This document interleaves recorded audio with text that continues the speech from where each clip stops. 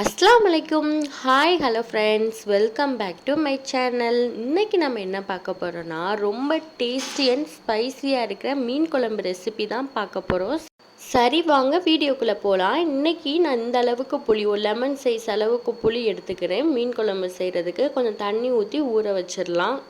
மீன் குழம்புக்கு சின்ன வெங்காயம் தான் ரொம்ப டேஸ்ட்டாக இருக்கும். ஸோ சின்ன வெங்காயம் இன்றைக்கி நான் இந்த அளவுக்கு எடுத்துக்கிறேன். சின்ன வெங்காயத்தை நறுக்காமல் இந்த மாதிரி இடித்து எடுத்துக்கலாம்.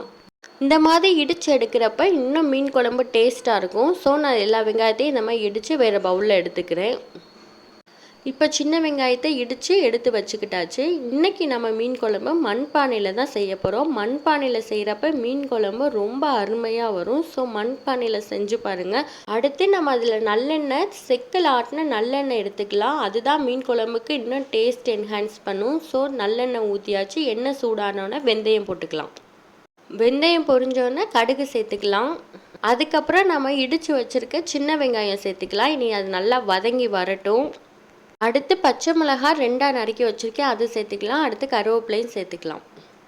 இப்போ வெங்காயம் நல்ல கலர் சேஞ்ச் ஆகி வந்துருச்சு. இதுக்கப்புறம் நம்ம நறுக்கி வச்சுருக்க தக்காளி சேர்த்துக்கலாம். இன்றைக்கி நான் தக்காளி ஒரு மீடியம் சைஸில் 2 தக்காளி எடுத்துக்கிறேன். இன்றைக்கி நம்ம மீன் குழம்பு எண்ணெயில் வதக்கி விட்டு தான் வைக்க போகிறோம். ஸோ நான் இதிலையே மிளகாப்பொடியெலாம் சேர்த்துக்கிறேன்.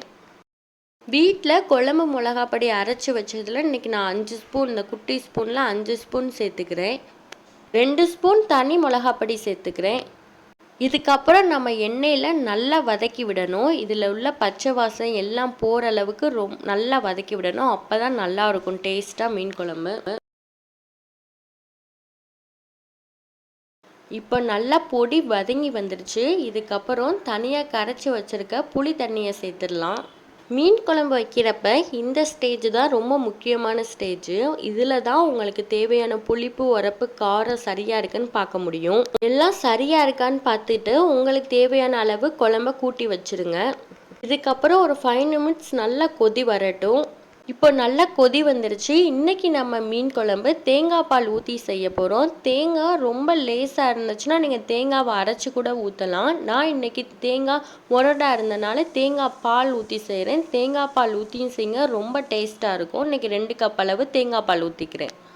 இதுக்கப்புறம் நம்ம அடுப்பை சிம்மில் வச்சுட்டு மீனை போட்டுடலாம்.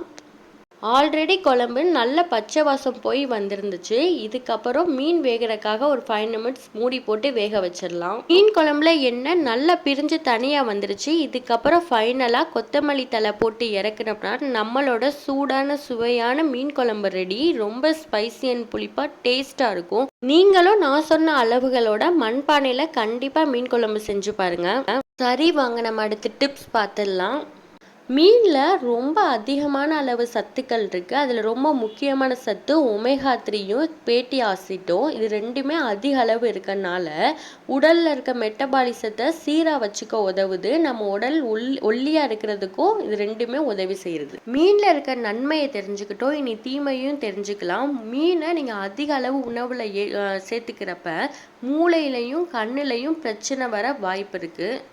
ஸோ ஒரு பொருளோட நன்மையும் தீமையும் அறிந்து அளவோடு பயன்படுத்தி ஆரோக்கியத்தை மேம்படுத்தலாம். இந்த வீடியோ உங்களுக்கு பிடிச்சிருந்துச்சுன்னா மறக்காமல் நம்ம சேனலை சப்ஸ்கிரைப் பண்ணிடுங்க. தேங்க்யூ.